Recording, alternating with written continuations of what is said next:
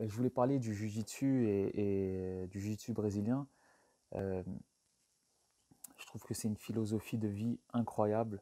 Ça t'enlève tout ton égocentrisme, parce que forcément, tu es obligé de taper, de dire à un mec qui est en train de t'étrangler ou à moitié de te casser le bras, le pied, tout ce que sais-je. Tu lui tapes et tu lui dis s'il te plaît arrête, s'il te plaît arrête, en gros. Parce que taper, c'est ça, s'il te plaît arrête. Donc c'est ton ego, on prend un coup tout de suite. Et c'est très bon ça, c'est très bon de se rendre compte que l'on n'est pas les plus forts et qu'on peut se faire avoir. Et tous les man alpha, là, ils devraient en prendre de la graine, tu vois. Radio station and a professional bodybuilder was convinced that size and strength would determine the outcome of a fight of this kind, so that no further injury will be suffered by Lance.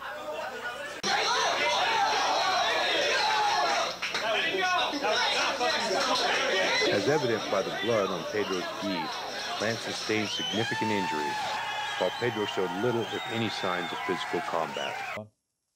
Parce il y en a beaucoup qui se croient super forts et qui n'ont jamais vraiment pris un coup, tous leurs pseudo-combats sont arrangés, c'est-à-dire qu'ils savent à qui s'en prendre, ils savent sur qui faire mettre des coups de pression, euh, euh, dans quel milieu le faire, c'est-à-dire souvent avec des potes à eux pas loin, au cas où ça tournerait mal, ils savent que voilà, ça tournerait toujours à leur avantage.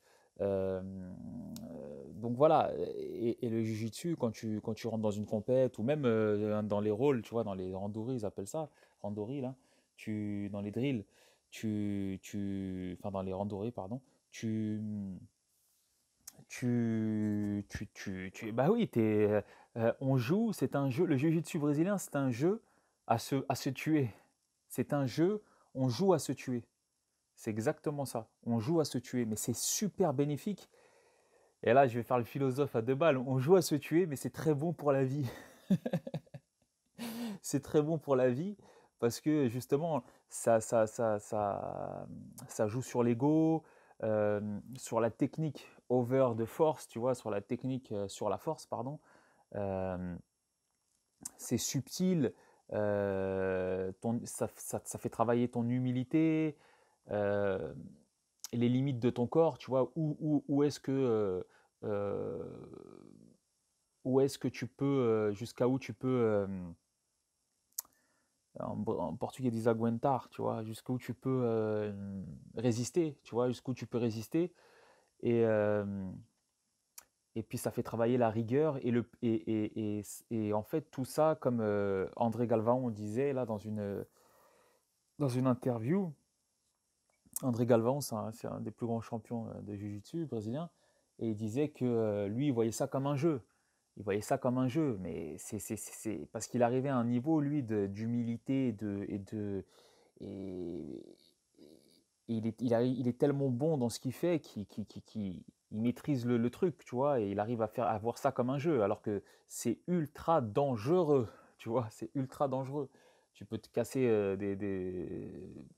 tous tes membres à n'importe quelle seconde, tu vois, ou te faire unconscious, tu vois, te faire choke unconscious, tu peux te faire étrangler, tu vois, jusqu'à l'inconscience. Donc c'est très très très dangereux, mais quand tu arrives à voir ça comme un jeu, bah c'est là, là tu maîtrises le truc, tu vois, et, euh, et donc ça te rend humble, ça te rend efficace, ça te rend audacieux, et éhonté. Ça te rend éhonté, tu vois. T'as plus de peur.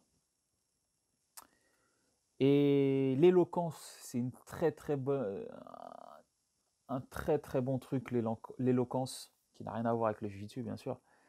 La diction, moi malheureusement, j'ai pas travaillé ça quand j'étais jeune. Je commence un peu à essayer de m'y mettre, mais c'est pas facile, c'est compliqué.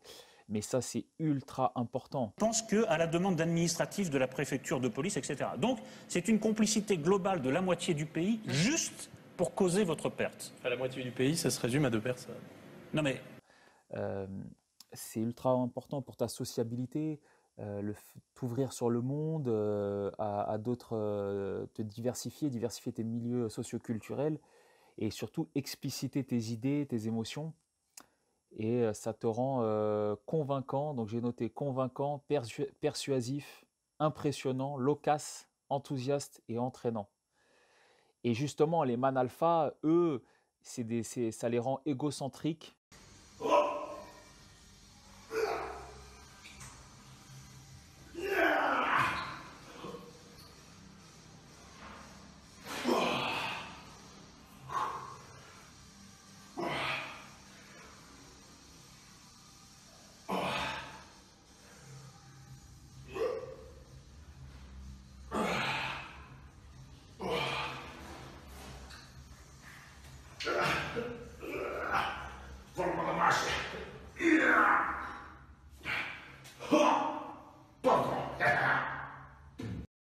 Ça les rend indifférents à l'autre, surtout aux femmes, pensant qu'ils connaissent tout.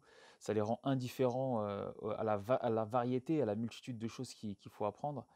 Et ça les rend menteurs, surtout à eux-mêmes en premier.